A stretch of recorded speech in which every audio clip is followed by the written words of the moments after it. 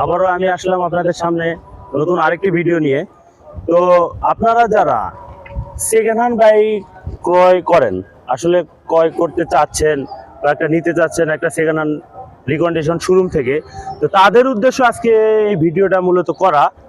তো আপনারা অনেকেই দেখবেন যে আসলে রিকন্ডিশন শোরুমে অনেক বাইকই পাওয়া যায়, ওনারা আসলে মিটার কি করে আমরা জানি না।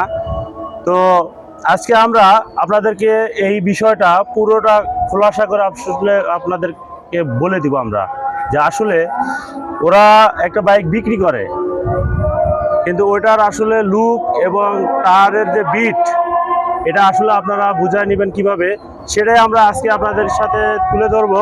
তো কথা না বাড়িয়ে চলেন আমরা ভিডিওটা শুরু করা যাক।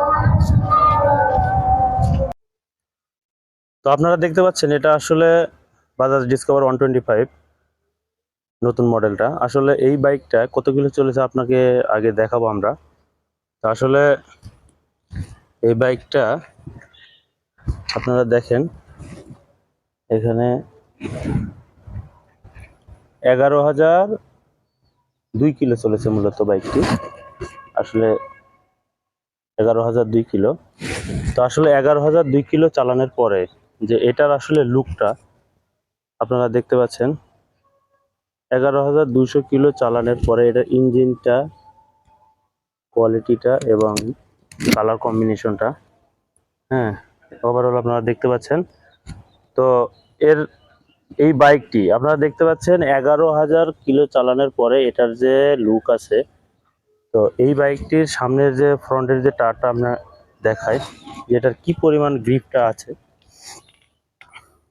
দেখেন, মাঝখানের যে গ্রিপটা আসলে কতটুকু আছে, তাহলে আপনারা বুঝতে পারবেন আসলে রিকন্ডিশন বাইকে আপনারা যখন যান।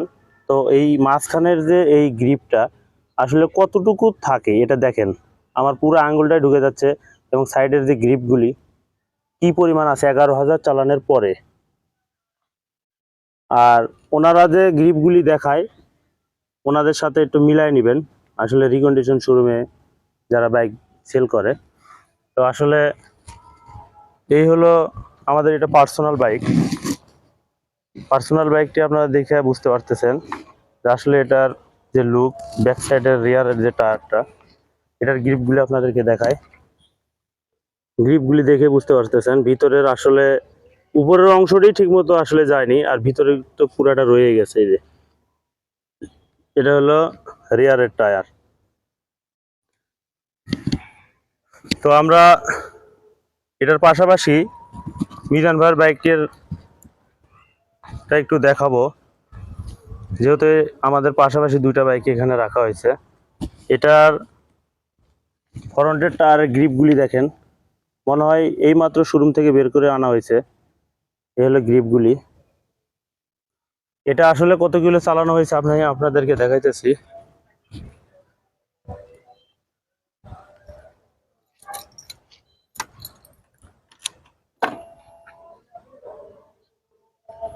এটা আসলে চলেছে 10,377 কিলো। তো 10,377 কিলো চালানোর পরে যে এই বাইকের যে লুকটা আছে আপনারা দেখতে পাচ্ছেন, তার সামনের টায়ারের যে গ্রিপগুলি এখনো কিছুই হয়নি আর কি।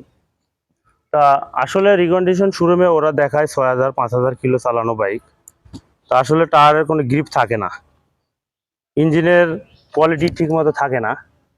আপনারা দেখতে পাচ্ছেন।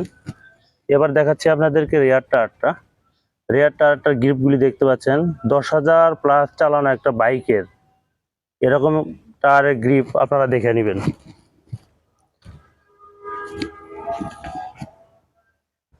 এগুলি দেখে নেবেন আপনারা।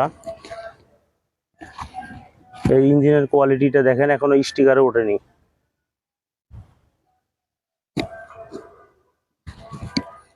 সামনের ডিস্কটা দেখতে পাচ্ছেন আপনারা, কিছুই হয়নি এখানে। আসলে এখানে কিছুই হয়নি, কোনো দাগই পড়েনি। ডিস্কের যে দাগটাই পড়েনি। আপনারা দেখতে পাচ্ছেন এই যে এবিএস লাগানো। তো এই হলো ওভারঅল দুটা বাইকের টায়ারের গ্রিপ দেখাইলাম, কত হাজার কিলো আমরা ইউজ করেছি এটা দেখাইলাম। তো এই জিনিসগুলি আপনারা মূলত দেখা বাইক ক্রয় করবেন, যে আসলে 10,000 12,000 কিলো চালানো বাইকের টায়ারের গ্রিপ কেমন হবে, ইঞ্জিন পারফরমেন্স কেমন হবে, আর কোন ধরনের বাইক লাগবে সেই চয়েস করে কিনবেন। এগুলি আপনারা দেখে নেবেন। তো এগুলি না দেখলে আপনারা বুঝতে পারবেন না। এই ভিডিওটি এ পর্যন্তই, আপনারা দেখে ক্রয় করবেন।